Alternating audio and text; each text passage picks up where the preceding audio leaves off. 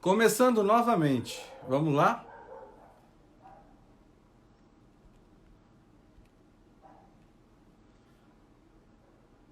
Enviei o convite. Raquel, deu certo.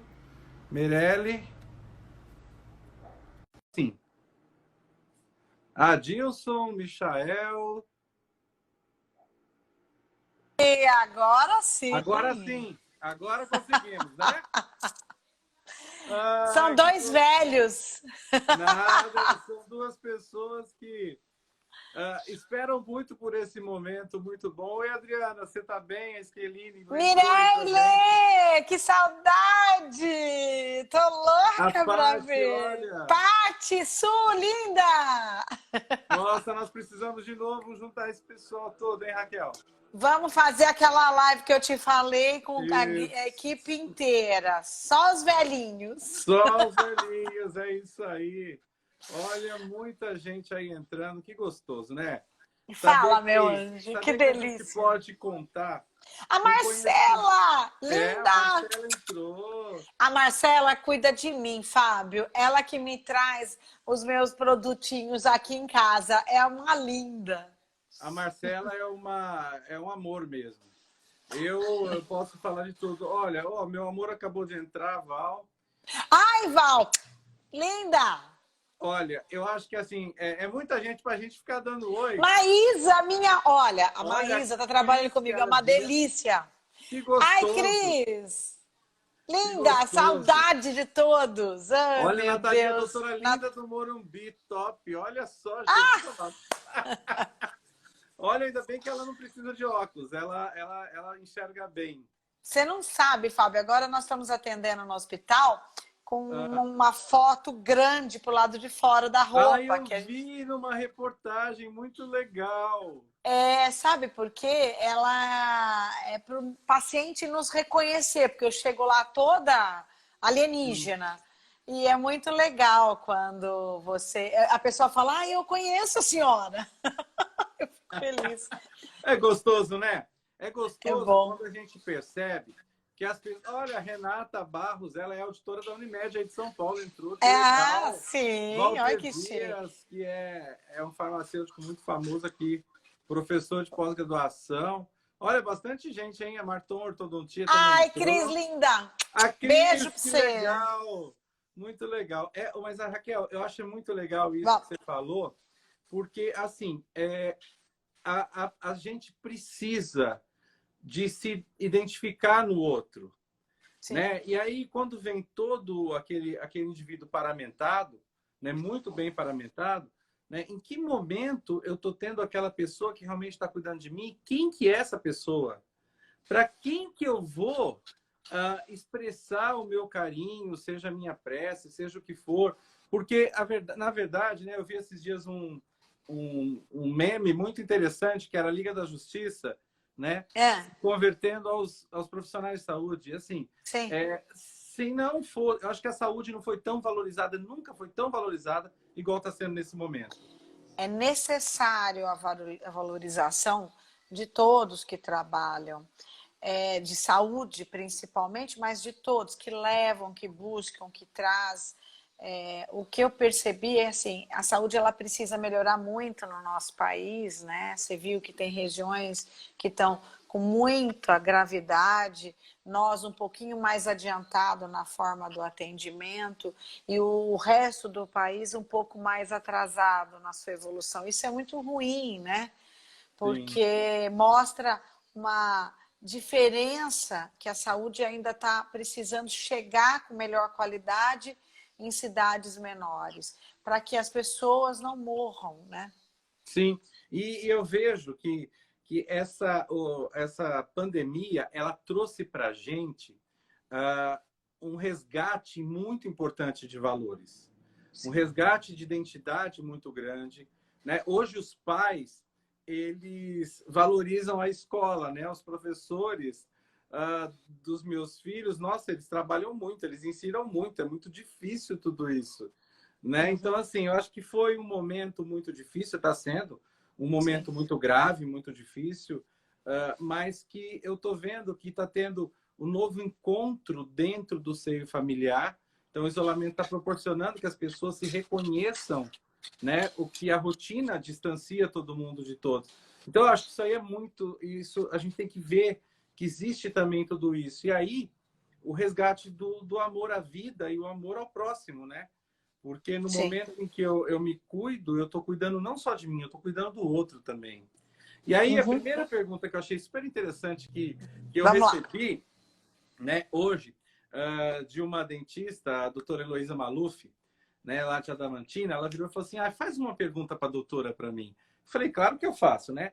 Ela falou assim, será que ela acha que estão realmente preparadas e já adquiriram costumes e conhecimentos suficientes para voltar ao normal? Então, assim, o nosso tema de como a gente vai voltar a essa vida normal, porque criou-se muito, né, dentro do... Ela foi muito assustadora. Então, o Olha, que você tem a falar disso? Fábio, é o seguinte, essa doença ela não vai deixar de estar ali. Ela vai chegar até o interior, ela vai chegar até Tupã, vai passar por Tupã. Então, o entender do distanciamento, o entender do uso correto da máscara, do entender da higienização das mãos, do entender de tirar a roupa na entrada, de tirar o sapato, do apertar o botão do elevador ou das coisas, ou da onde você foi higienizar essa mão, vai ter que estar presente por muitos e muitos tempos ainda. Não é de agora, não vai parar agora, não vai descansar isso. Sim. Agora, a gente precisa aprender a sair de casa, a gente precisa aprender a usar máscara, não é uma máscara no pescoço, não é a máscara, amassei e pôs do lado, depois pego ela mesma e põe no rosto e contamino tudo de novo. Então, a gente vai ter que aprender a fazer isso para a gente poder não transmitir, não passar a doença para ninguém. E ninguém pegar. O doutor Márcio Bertonha entrou, que legal, seja bem-vindo. Entrou. Então, é assim, o que eu gostaria de passar é que a gente pode ter uma vida, a gente tem que entender quem são as pessoas de risco na nossa casa, manter o nosso distanciamento social em casa com essas pessoas e saber se paramentar de roupa para sair e paramentar de roupa para voltar. Se você Ok. fizer isso de forma correta, você não vai passar doença para ninguém. Isso é o mais importante. Essa doença, ela existe, ela é grave. Só hoje eu vi 25 pacientes positivos. Hoje. Eu já tenho, de casos graves, mais de 100 pacientes graves. Já passou a conta. Então, o que eu posso te falar é que existe, ela está aí. Ela não é simples. Entendeu? E que se a gente tiver um sistema de saúde, qual é o termômetro desse isolamento, dessa saída? É o quanto a gente vai lotar o sistema de saúde. Se estiver cheio, eu tenho que ficar em casa. Se estiver vazio, eu posso sair mais. Por quê? Vai pegar as pessoas que estão saindo, infelizmente, tá aí a doença. Ela só vai deixar de estar presente, Fábio, se a gente tiver a cura dela ou o tratamento 100% dela. Até isso acontecer, ela vai estar aí. Só que assim, não precisa ficar 100% isolado, porque eu preciso comer, eu preciso viver, eu tenho que trabalhar. Então vai ter que ter cada serviço vai ter que ter uma conscientização. Eu vou ter que medir a temperatura diária ou 3 vezes por dia da pessoa? Beleza. Se tiver 37, tem que procurar assistência. Vai ter que ter a controle de exames dos contactantes? Sim. Se eu tiver gripado, posso ir trabalhar? Não, tem que ficar em casa. Isso já existe. Então, se a pessoa fizer direito, ela não vai passar para os outros. O problema é que as pessoas com 37, elas acham que não é nada. E para o Covid, a temperatura mais grave que tem é o 37. 37,2, 37,3. Não é febre. A pessoa não precisa estar quente, né? Não precisa estar Não, com 38, não, né? não E aí, precisa. aí eu acho que uma coisa legal que você traz aí pra gente, né? O que são as pessoas que são grupo de risco? Porque todo mundo fala no grupo de risco, né? E eu lembro muito bem quando o HIV veio e que se falava em grupo de risco, de repente virou comportamento de risco, né? Então, assim, no momento em que eu tenho mais de 60 anos, eu tenho uma doença, eu sou um grupo de risco. Agora, no momento que eu sou uma pessoa teoricamente normal, eu me comporto com risco.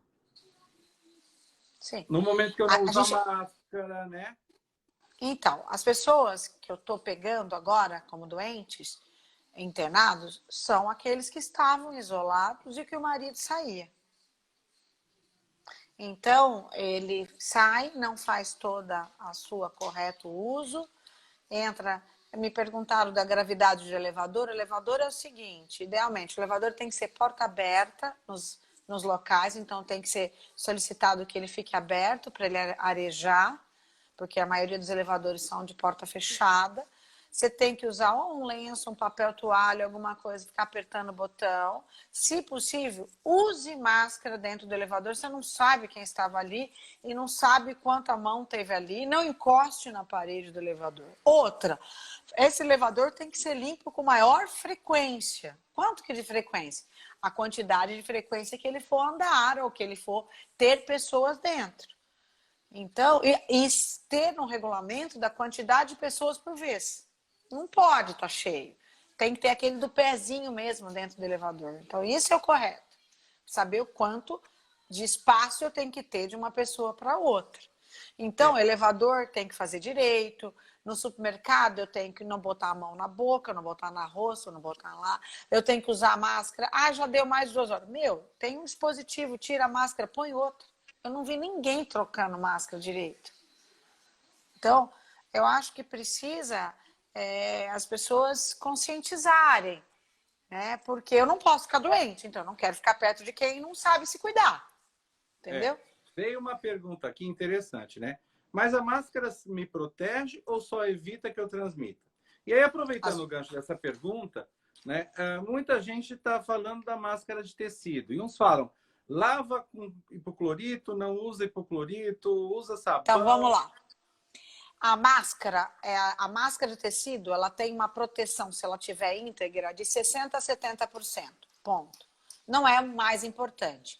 A máscara ela é somada ao distanciamento, à higienização da mão, à lavagem das mãos, e isso é tirar e trocar a máscara com maior frequência.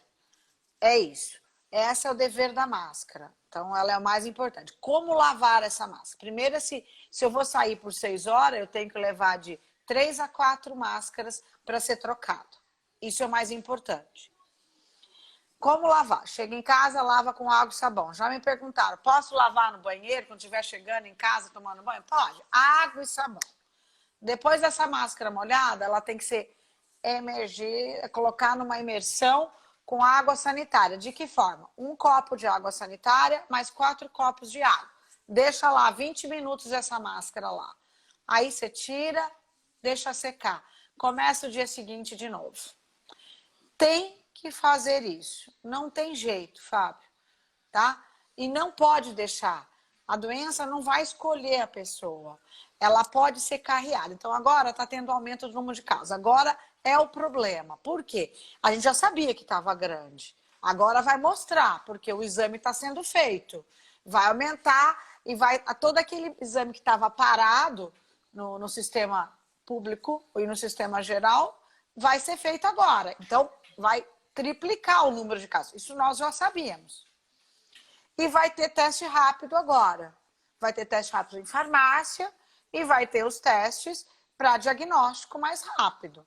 Então, qual é a conversa sobre teste?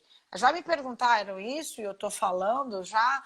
Então, é assim, teste rápido, primeiro, a indicação do teste. Tem que ter, se tiver sintoma, é o exame do SUAB com a pesquisa do antígeno, ponto. Os contactantes dessa pessoa que teve sintoma, a partir de 7 dias, ela pode fazer o teste rápido. E ele sozinho em 7 dias dá resultado? Não, tem que ser repetido, porque a pessoa pode ter o tal do falso negativo, porque se der negativo em 7 dias, e aquele contato que ela teve era positivo, ele tem que ficar isolado 14 dias. Então, ou você faz o swab para saber se você está transmitindo sem ter sintoma. Então, para quem é contactante de alguém positivo, ou faz o swab a partir do 7º dia, ou faz o teste. Se der só sorologia positivo, ele já tem defesa. Se o exame de PCR do contactante for positivo, ele é transmissor. Ele tem que ficar em casa. Por quanto tempo? Mesmo assintomático, 14 dias ele tem que ficar, porque é o tempo do vírus. Tá? Ok. Então, isso é importante. Isso determina muito, né, o pico da curva aqui no interior. Que eu vejo que o interior ele está atrasado em relação à capital no início dos óbitos, no início de tudo. Nós já tivemos em Tupã um óbito. Mas se a gente tem caso, é porque não fizemos diagnóstico no resto. Não foi feita testagem nos exames do contactante. Foi feito só falado assim, fica em casa 14 dias. Depois sai para a vida. Só que o sair para a vida, se não fizer o exame, esse assintomático vai estar passando para mais 2, 3 pessoas, cada um. Sim. E aí, você só vai saber a hora que morrer mais um. E aí, daqui um período, morre mais um. E assim vai. E as pessoas começam, acho que, a acreditar quando pessoas próximas estão morrendo. Né? Então, porque o que é o ideal? Testar. O exame não é caro, vai ter nas farmácias. O farmacêutico é obrigado, ele tem que fazer, você não pode levar o seu exame para casa. Idealmente, se você teve algum sintoma, não é esse o exame. Se você teve sintoma, você só pode fazer esse exame 14 dias depois. Aí tudo bem. Ah, eu tive um estado gripal, achei que tinha uma febre, mas fiquei super bem. 14 dias depois faz o exame de teste. Beleza, aí tá correto. Esse exame tem uma validade para isso. Se eu tô sintomático, eu tenho que fazer o exame de swab. Esse é o exame ideal. Ah, não tem aqui. Vai ter, porque o exame está tendo agora a liberação pelo governo, o teste rápido de PCR para ser resultado em 4 a 8 horas. Então vai. Se você fizer o teste de swab e for positivo e não está sentindo nada, você é transmissor 14 dias, goste ou não. E você sabe o que eu estou pegando agora? Pessoas, os meus positivos que trataram internados, eu estou com ele no ambulatório e a esposa de paciente está vindo positiva aquela que não tratou. Então, ela está em casa, sem sintoma, transmitindo. E aí o que você tem que fazer com sintoma, esse sintomático? Que não tem sintoma, ele tem que usar máscara, ele precisa proteger, porque se ele é contactante de alguém doente, ele tem que usar máscara, ele tem que ficar quieto, ou ele faça o exame. Entendeu? Muito interessante. É aquela situação em que a gente chama de transmissão comunitária e as pessoas às vezes não entendem mesmo o que é essa horizontalização da transmissão, né? Que eu estou passando para pessoas muito próximas que não estão se percebendo por serem assintomáticas. Então, olha, a Raquel falou que não entendeu o teste. Então, deixa eu explicar. O exame ideal para doentes é o PCR por swab nasal. Ponto. Se teve pessoas contato deste pessoa doente, ela pode fazer o teste a partir de 7 dias, se não teve sintoma nenhum. Ele negativo só vai descartar que ela já não teve antes, mas ainda tem que ficar isolado. Ou ela faz o PCR. Se esse PCR em 7 dias der negativo, ela não está transmitindo e ela não é o falso negativo. Ponto. Certo? Porque um busca antígeno e o outro busca anticorpo. Busca. O anticorpo. Então, o que é o exame ideal hoje? Vai fazer pelo regime prisional, vai ser feito agora no fase 1 para profissionais. Então, quem não tem defesa, vai fazer a análise do exame de teste. Todo negativo, ele pode pegar. Então, ele tem que prestar atenção. Os positivos de sorologia, esses estão tranquilos, eles já pegaram e estão assintomáticos. Se ele teve um contato próximo, ele tem que fazer o swab, que às vezes ele está transmitindo ou não. Aquele negativo tem que continuar isolado, fazendo uso da máscara correto para não contaminar as pessoas. Isso é muito interessante. Voltando um pouquinho na lavagem da máscara, a Adriana Scherini, ela perguntou se ela pode lavar as roupas e as máscaras com lisoforme.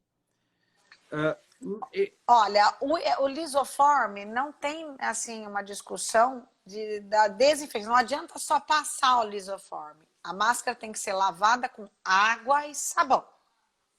Depois ela pode ser emergindo em algum produto de desinfecção. Você pode fazer... O problema do lisoforme é que ele é forte e ele é tóxico para você deixar secando. E depois você tem que lavar essa máscara. Então, lisoforme na máscara, não, porque ele é muito tóxico para o quadro respiratório. Entendi. E aí, quando a gente pensa nisso aí, um paciente, né, um indivíduo que pegou o Covid, que foi colocado em isolamento, né, que o Adilson Garcia está falando, ele pode contrair novamente? Então, olha, o quanto aqueles anticorpos IgG são realmente protetores ou apenas evidenciam uma cicatriz? Então, essa é uma boa pergunta. Os exames ele ainda não são eficazes por muito tempo. Então, a gente não sabe se o paciente vai ter a defesa sustentada por muito tempo, tá? Então, eu não tenho a certeza se ele vai ficar 1 mês, 2 meses, 6 meses com resposta sustentada de defesa, quem já teve. Os exames ainda estão com necessidade de melhorar a acurácia. Por isso que o teste de PCR, mesmo que seja um exame molecular, fazer no primeiro, no segundo dia, no terceiro dia, às vezes eu não tenho. Então, ainda os exames precisam melhorar. Então, ele precisa da conduta do médico. Não adianta todo mundo sair correndo fazendo teste, porque se você fizer em momentos errados, ele é um falso negativo para a jogada. Então, todos os exames têm que ser feitos de forma correta. Então, o lisoforme que pergunto aí é mais para sapato, mais para uma desinfecção de uma superfície, de um chão, não para máscaras. E aí, a janela imunológica desse vírus, para soroconverter, ela tem um padrão ou não? Ela não tem padrão. Esse é o motivo da dificuldade do vírus. Ele é um RNA indolente. Então, o que a gente fala dele? Muitas pessoas que os graves, eles ficam positivos com PCR positivo. Eu já cheguei a pegar trabalhos e teve paciente meu com 25 dias positivos de PCR. E tem pacientes fora em trabalhos até 40 dias com PCR positivo, principalmente aqueles que tiveram muita lesão pulmonar. Então, eles são altamente transmissores ainda por muito mais tempo. Então, se você me perguntar qual é a curva, só que assim, esse exame positivo de 40 dias, qual é o grau de transmissibilidade? Não sei te falar a viabilidade deste. E se esse exame tem alto título ou não para transmissão após 40 dias. Então, são diferentes. Então, independente ou não, um paciente com Covid, eu estou vendo ele 15 dias, 30 dias e vou segui-lo ele em 3 meses, vou seguir até 6 meses.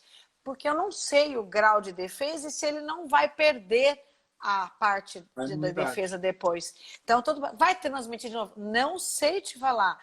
Eu tenho que continuar usando máscara? Tem. Essa é a conversa. Porque o paciente COVID positivo, ele está com a imunidade baixa. Você já imaginou se ele me pega uma outra doença? Se ele me pega um outro vírus? Ou se ele me pega uma pneumonia depois que ele saiu dali?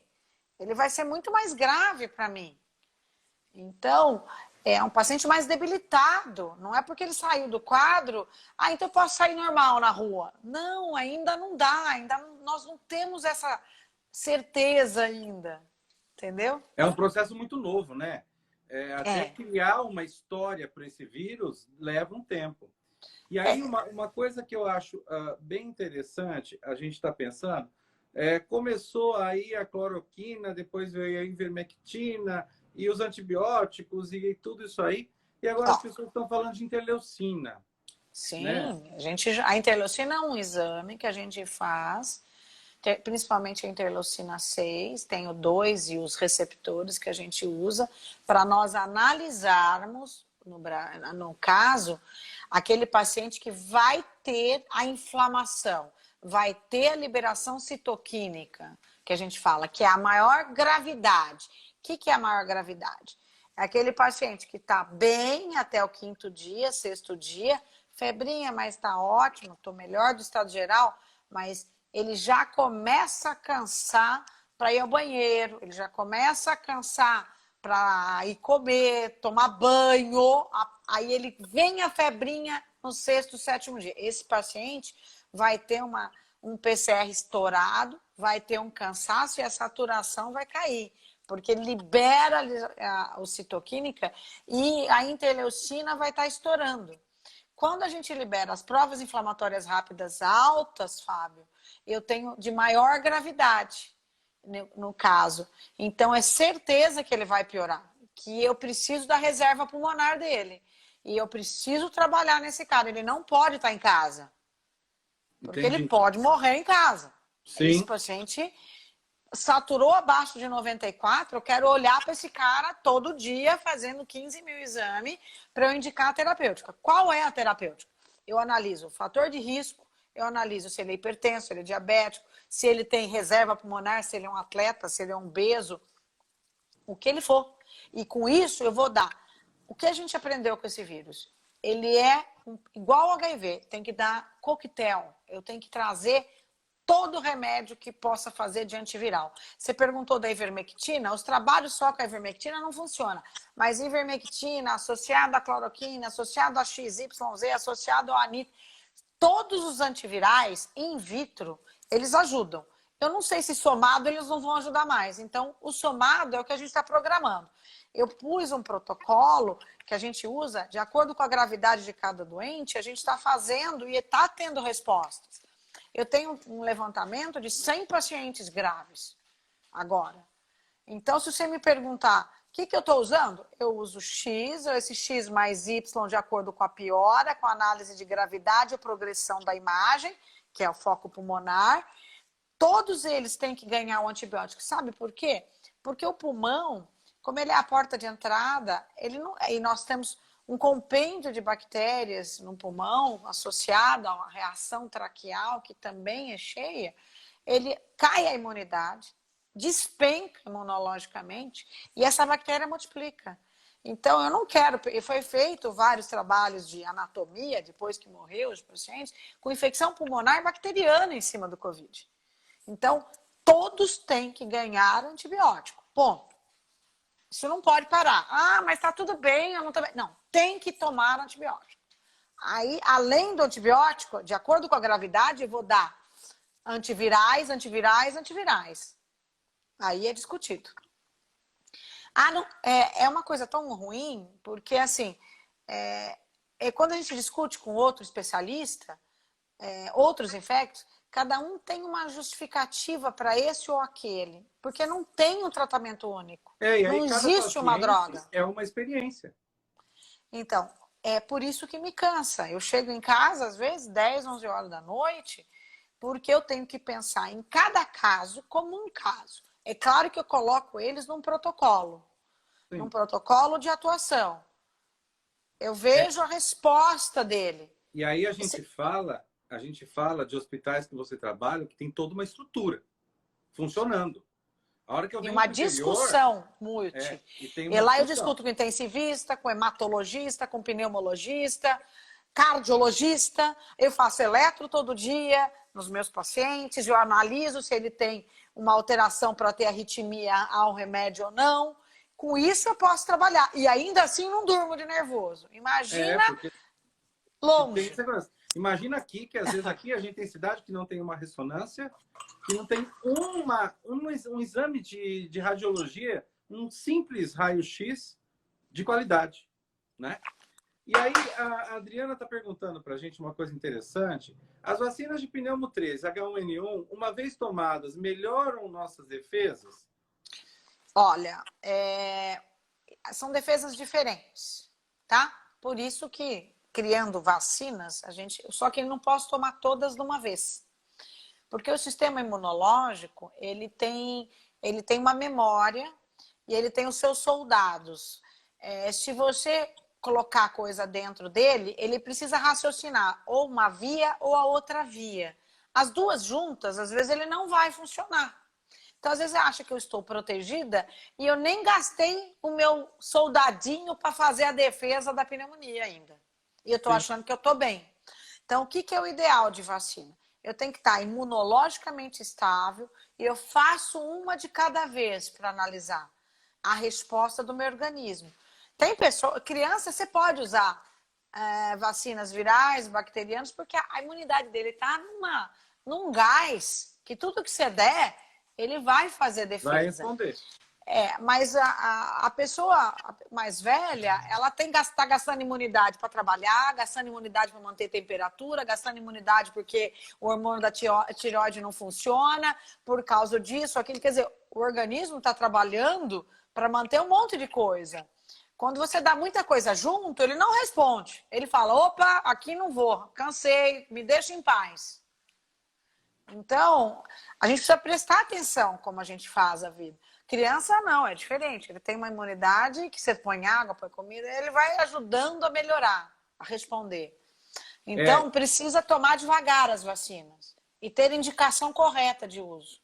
E por que o Brasil tem um número maior de reprodução do Covid em função a outros países? A Patrícia está perguntando. Primeiro que nossa população é maior, no número geral. Segundo, realmente, o nosso sistema de saúde, no resto do país, ele é mais difícil. E vai ter mais caso, porque a gente não está testando. A hora que o teste for mais fácil, você vai ver quantas pessoas são portadoras assintomáticas, quantas pessoas realmente ficaram doentes, estão e têm que ficar em casa, e quantas já podem voltar a trabalhar, com ressalvas dos usos das proteções. Eu preciso me proteger meus fatores de risco em casa, eu falo, que é filhos, idosos, hipertensos, diabéticos, né? Todas as pessoas que são fatores de risco, elas têm que ser protegidas.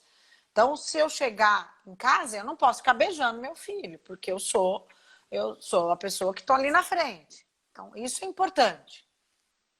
O passageiro diagnosticado com Covid-19, que volta para a origem da cidade, ele volta ou ele é tratado no lugar onde ele foi detectado? Na Cláudia Maeda está perguntando.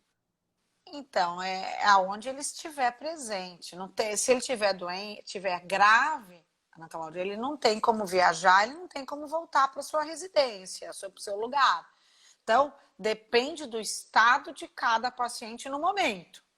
Então, se eu estiver grave aqui, eu estiver saturando 92, e não vai dar para eu chegar em Tupã. Eu tenho que estar no primeiro hospital, onde eu possa ser atendida e assistida.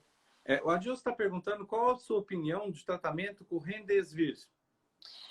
O Remdesivir ainda é um trabalho que começou agora no país, é uma droga que entrou agora. Ele é o tratamento da febre ebola e existe desde 2009, já foi várias vezes colocado em trabalhos anteriores. Ele está no Emílio, começando a testar em alguns, está sendo usado em larga escala nos Estados Unidos e que teve uma resposta variada, porque sempre é somada a outras drogas. Então, o Remdesivir, somado com a tocilizumab, que é um outro imunomodulador, eu tive muito boas respostas. 25% dos meus pacientes que usaram o tocilizumab tiveram excelente resposta. É um imunomodulador que faz o quê? Um gás na tua imunidade para você enfrentar o vírus. Só que é um medicamento caro, que está o convênio analisando se vai pagar ou não, e para o paciente pagar é uma fortuna. Então, tudo é discutível. Por que o convênio fica reclamando de pagar? Porque realmente não tem trabalho definidor, que é ele. Só que ninguém tem trabalho definidor, que nenhum remédio é definidor. Então, tudo que vem para ajudar é necessário. Sim. Na nossa região, a Raquel está perguntando, na nossa região tem muitos casos de dengue. O exame positivo de Covid pode dar falso positivo para dengue? Não tem nada a ver com dengue. Ó, depende do exame. Então, nós temos esse exame de teste rápido, de sorologia, ele é um imunodiagnóstico. Os imunocromatográficos que a gente fala, o Fábio sabe disso, são exames que positivos ajuda, negativo não atrapalha, não consegue definir, ponto. Então, tem exame de teste rápido de dengue. Então, esses testes rápidos, eles são inadequados para dar um diagnóstico definidor. Ele positivo vai ajudar o NS1. Só que eu preciso da sorologia, que depende muito da imunidade de cada paciente. Para dar o diagnóstico da dengue. Em relação ao Covid, o exame de gold standard é um exame molecular, que não tem nada a ver com ELISA, não tem nada a ver com o exame da dengue. São métodos completamente diferentes, tá? Então, é um exame que eu busco por pesquisa do vírus e por raspado celular. Certo. E aí, uma coisa que eu acho que é interessante, né? A gente aqui a Thaíde Gimeno está perguntando, quando eu não tenho ressonância, né? Não é ressonância, é tomografia. A tomografia, o que o médico pode usar de artefato, né? O que ele usa de complementar aí? Então, vamos lá. Eu sou médica há um pouco de tempo, há 25 anos, pelo menos. A tomografia é um gold standard. É uma delícia trabalhar com tomografia. Lógico, que é muito mais fácil de eu olhar. Mas tem que saber olhar um raio-x. Então, médico, eu sei olhar um raio-x, eu sei ver a trama, eu sei analisar se está piorando ou se está melhorando. Somado, raio-x tem em qualquer lugar. Somado a um PCR comum, que é proteína C reativa. Isso. Hemograma, qualquer máquina, em qualquer lugar, tem. Certo? Isso já ajuda eu definir rapidamente gravidade. Às vezes, a gasometria tem aparelhinho, que antigamente, até em residência, a gente fazia o próprio exame. Então, tem os status rápido que tem gás. Então, exames. Então, tem coisas que o sistema não precisa ser o primeiro do mundo. Ele precisa ter médicos bons, competentes e que saibam fazer análise, olhar o doente. Esse é o que está faltando um pouco em rede, ou está faltando lá fora, ou em outros estados. São médicos que saibam trabalhar em olhar o doente. Saturômetro tem que vender em qualquer lugar. Tá? Ter um saturômetro, olhar o doente, pôr o esteto, ver um raio-x, ter um PCR, ter um hemograma, eu defino se ele é grave. Eu não preciso é uma coisa de outros exames. Muito. É claro que é bom, eu preciso trabalhar, eu gosto de trabalhar com exames feras, é lógico, eu gosto de dar diagnóstico mais precoce, mais rápido, porque todo mundo quer saber o seu diagnóstico. Então eu posso virar para um paciente desse lá na rede baixa e falar, olha, você tem hemograma alterado, você tem PCR alterado, você tem raio-x ruim, você está saturando ruim, você pode ter Covid. Mas eu não sei. Mas pode. Sim. É que eu sou certa para falar. Falou, cara, eu não tenho exame aqui a gente não tem, mas eu sei que você tem. Ponto. E é muito legal que eu sempre, na sala de aula, para os alunos da medicina, eu sempre falo, não veja o número que está ali. Olhe o paciente. Isso é o principal. A clínica é soberana porque ela te traz toda uma semiologia que você vai olhar o paciente. Porque a gente tem muito médico que ele olha o papelzinho, né? Reagente e não reagente. Legal. Se for IgM tem, se for IgG não tem. Não é assim. Eu acho muito gostoso conversar com médicos como você, como a gente tem vários na faculdade de medicina, que trazem para a gente esse olhar de entender o humano em relação a todo o quadro dele. Sim. Olha, perguntaram aí sobre anticoagulante. Adilson, seguinte sobre anticoagulante. Existe toda a cadeia hematológica, os hematologistas em discussão. Existem vários segmentos. É claro que eu quero ter o dímero, quero ter interleucina, quero ter ferritina, eu quero análises de exames de provas inflamatórias na mão, e eu tenho os fatores de risco do paciente e eu vou fazer anticoagulante. O anticoagulante, ele é um remédio que ele age também como ação anti-inflamatória no doente. Então, ou ele é bomba de heparina, numa dose mais baixa, menos de 2, de 1,5 e 2, que é um exame que a gente analisa, que é o TTPA, o Fábio pode falar melhor do que eu nisso. E a gente faz ou o Clexane, ou faz a heparina mesmo, e a gente analisa ações trombóticas nesse paciente. Se eu não tiver tomografia, mas eu tenho um exame clínico, eu tenho a história, doutora, não passa dor. Além dessa falta de ar, esse cansaço, isso eu tenho dor. Eu posso ter até uma tromboembolismo pulmonar, que é o TEP que a gente fala.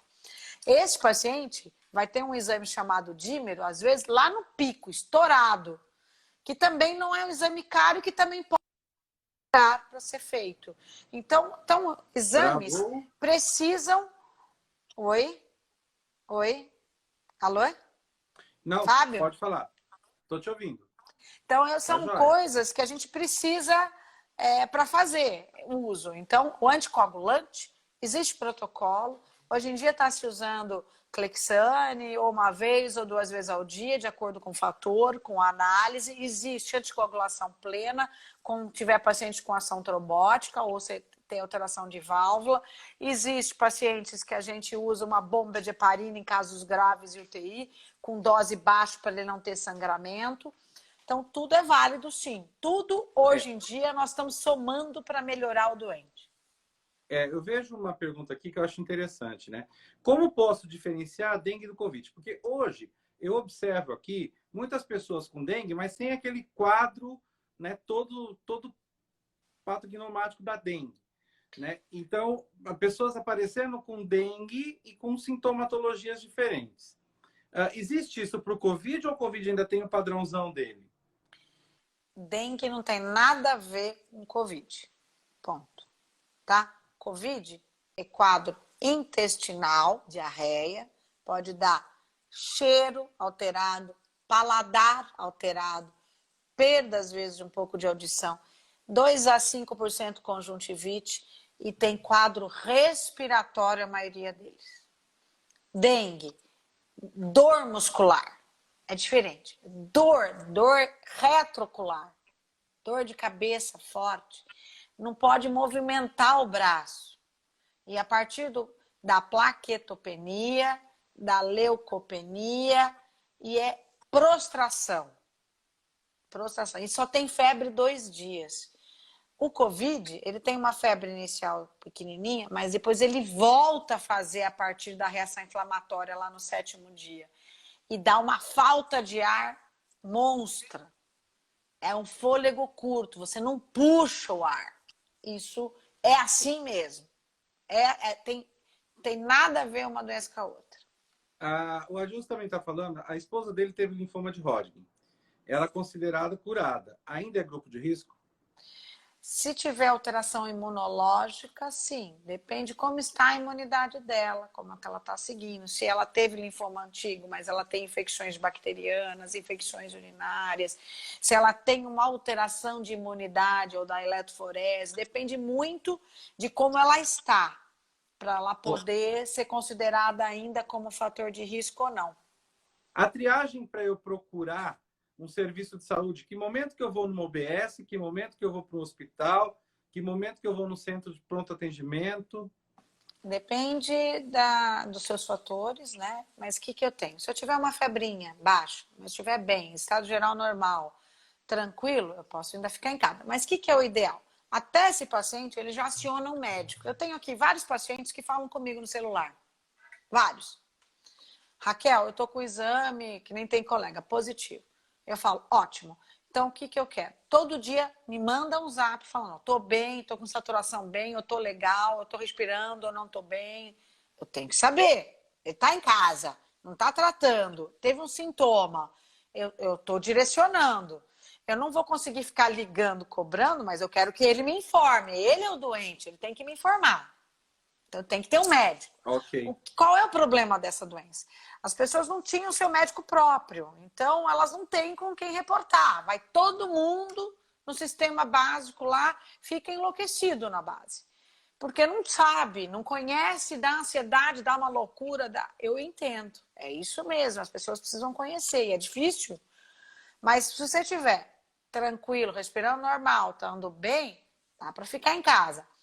O problema é a partir do quinto, sexto dia, eu tô indo na cozinha, não tô conseguindo. Eu tô indo tomar banho, eu tenho falta de ar. Não tá bem. Peraí, não tá bem. Tá bem. Isso daí não é normal. Então, eu tenho Uma que pergunta, procurar Raquel, que eu acho assistência. interessante que a Fê fez aqui. O uso de corticoide, né? Primeiro, eu queria fazer 2 pontos nisso. Para quem faz uso de corticoide crônico e o corticoide como tratamento. Então, vamos lá. Quem já usa corticoide já tem uma alteração e é muito mais fácil da gente manipular esse paciente se eu tiver que aumentar esse corticoide, se tiver muita alteração pulmonar. Ponto. Ele vai continuar na dose dele e a gente vai observar a resposta do COVID ou em que grau ele vai estar do COVID para eu poder avaliar se eu vou ter que mexer ou não nesse corticoide. Quem não usa corticoide e está com quadro pulmonar, eu tenho que saber quando entrar ou se necessário entrar com o corticoide. Qual é a entrada do corticoide? Esse corticoide eu só posso entrar se eu passar a fase inflamatória. O PCR dá meio que caindo do sangue e eu responder, eu não tá patinando a parte ventilatória. E eu olhar o raio-x e ver que ele não melhora, a trama ainda está muito ruim. Aí eu sou obrigada a falar, olha, vamos associar uma terapêutica de diminuir a inflamação pulmonar. Porque a resposta clínica não é mais infecciosa, não é mais viral, o vírus já chegou no seu tamanho total e eu posso passar o corticoide para me ajudar. Tem que saber entrar com corticoide. É igual aqui o Ricardo está falando, né? Do 6º ao 7º dia, pode tomar cloroquina ou tem que correr para o médico? É para o médico, né? Ricardo, vamos lá. Primeira coisa, a maior médico. discussão do Brasil é cloroquina no início, cloroquina depois que começa o sintoma grave. Cloroquina virou mais do que... Outro dia eu vi uma máscara cheia de strass, que tinham mandado bordar a máscara. Eu não aguentei aquilo, né? Cloroquina virou a pupila do momento, né? Então, cloroquina tem a sua indicação, é o seguinte, se você é assistido, o meu paciente, eu já tratei com cloroquina em paciente em casa, mas eu fiz um eletro dele, avaliei se ele não é cardiopata, se ele não usa inibidor de ECA, então eu já tomo. Paciente, toma, é para tomar, pode tomar, todo dia vai me avaliar, 2 dias depois eu mando fazer um eletro, eu vejo de novo, eu analiso. O paciente é meu, eu acompanho, ponto. Qual é a melhor indicação? No início ou depois? A melhor indicação é ele estar assistido pelo médico. Essa é a primeira resposta minha. Segundo, todo mundo que estiver usando cloroquina, ele precisa ter feito um eletro, acompanhamento, que ele pode ter uma arritmia, pode ter uma coisa em casa e falecer. Eu não quero isso. Então, sim, a maior indicação do meu paciente é eu que prescrevo. Eu sei qual remédio no melhor momento. Porque o meu paciente precisa confiar em mim, como médico. Se não confia em mim, meu anjo, nem Jesus agradou a todos, vá atrás de um que ele confie, vá em paz, tranquilo. Hoje eu tive uma experiência de um paciente assim, que primeiro, não sei, tô com medo, não é? Querido, fique à vontade, procura outro médico. Aí tava lá, não tá gostando do outro médico, aí mandou me chamar, assim, tava lá internado. Eu queria que a senhora me acompanhasse. Falei, querida, agora não dá. Agora não posso, porque eu não consigo mexer no que já está mexido. Você teve a sua escolha, é a pessoa que você tem que confiar no médico. Porque tudo que eu fizer, não dá para fazer. Mônica, um beijo. E aí, o paciente que fez tireoidectomia, ele é considerado grupo de risco? A tireoidectomia, se você toma hormônio e ele está normal, não. Então, precisa estar todo os hormônios ok, vitaminas ok, toda a parte não está anêmica, não está desnutrida. Eu preciso estar muito bem para não ser fator de risco. Ponto. Sim. Tá? E uma coisa muito prudente, né? Não se automedicar. Isso. E aí, eu falo precisa assim, ter um médico, precisa confiar. Eu sou uma pessoa, Fábio, há 25 anos, meus pacientes podem falar, eu gosto de ser médica do meu paciente. Tá? Você gosta de ser médica, né? Eu sou médica moda antiga, a gente fala. É aquela coisa de estou disponível para elas. Eu tenho um monte de paciente que está esperando eu ligar aqui já. Porque eu sei que tem paciente meu que já foi lá no pronto-socorro, eu estou esperando para ligar para saber como tá. Porque eu sigo meus pacientes, é diferente. Tá?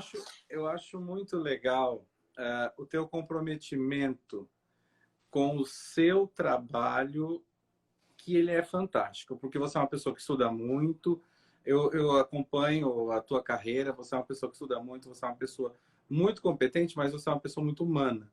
Então, você está junto do seu paciente a todo momento, né? Então, eu acho bem legal isso aí.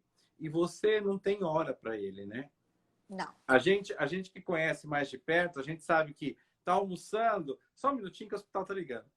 Tá jantando, vai tomar banho, né? É uma pessoa extremamente comprometida com ele. Eu acho que muito bom isso. Para mim é um orgulho ter uma live com você, Raquel. Porque assim, a gente sabe que a gente tem uma proximidade que dá para tirar dúvida a hora que quiser. Mas poder trazer isso para o pessoal do meu Instagram, o pessoal do seu Instagram, eu acho que traz muito essa proximidade. Eu acho que é a nossa função. Nós estamos aqui com muitos professores da faculdade que estão nos assistindo, que entraram. Uma Nosso honra. reitor está assistindo. Quer dizer, Legal. muitos colegas, muitos amigos, Uma honra é pessoas aqui minha. de Tupã, que você é daqui, né? Você é a a nossa honra é eterna minha. rainha do carnaval. Você já foi rainha, ela já foi rainha do carnaval, viu? Ela não quer coisa, mas já foi Flávio, rainha do lindo, carnaval. um beijo enorme para você e para o rei. Isso. E aí, né, a gente tem uma pessoa tão boa dessas representando a gente. Eu acho que é Vivi, muito linda, legal beijo. isso. E para a gente ir finalizando, né, o nosso tempo, o que você fala hoje para o nosso retorno? Então, eu vivo no meio acadêmico. O governador falou que depois de 1º de julho a volta vai ser progressiva. Como que você recomenda essa volta progressiva? Até a abertura da instituição, a partir agora do dia 4, dia 11. Como você recomenda isso para a gente?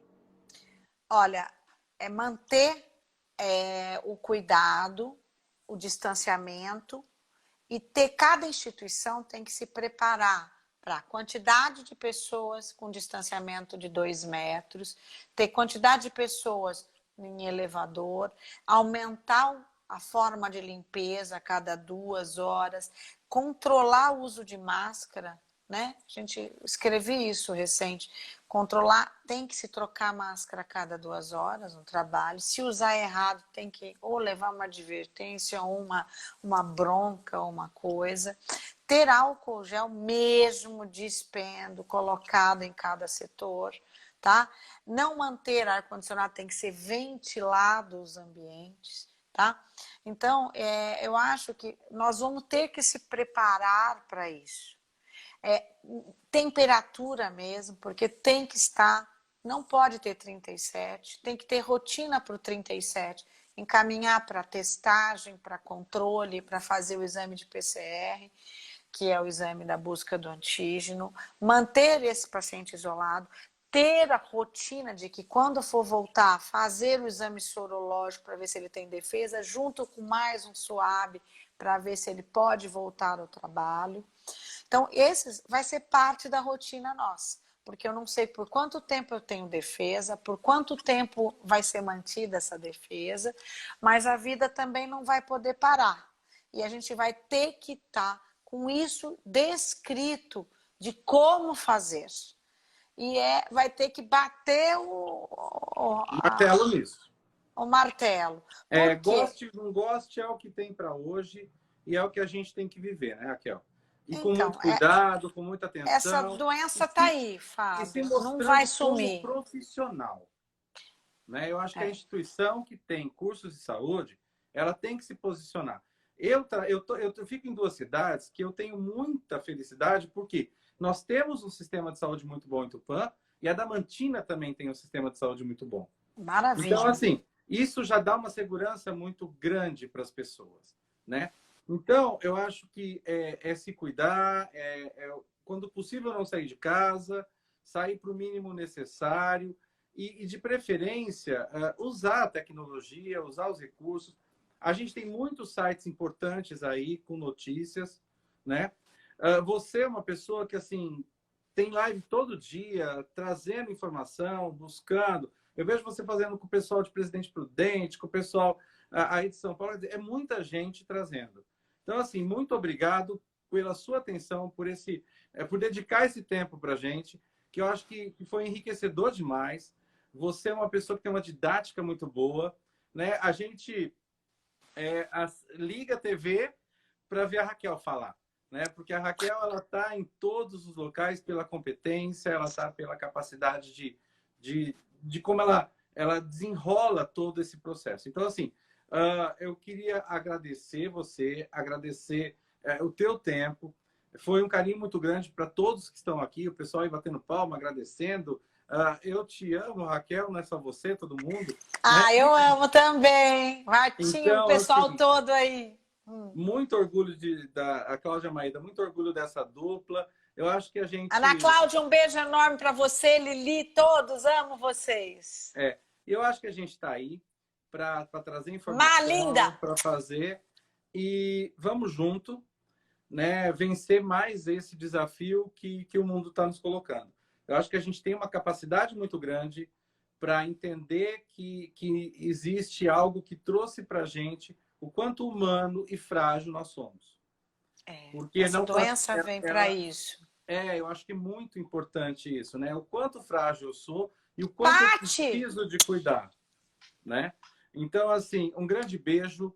Tudo de bom, pessoal. A live vai ficar no Story do Instituto Boteon e da Raquel, mas eu vou passar também para o nosso canal do YouTube e no canal do Facebook.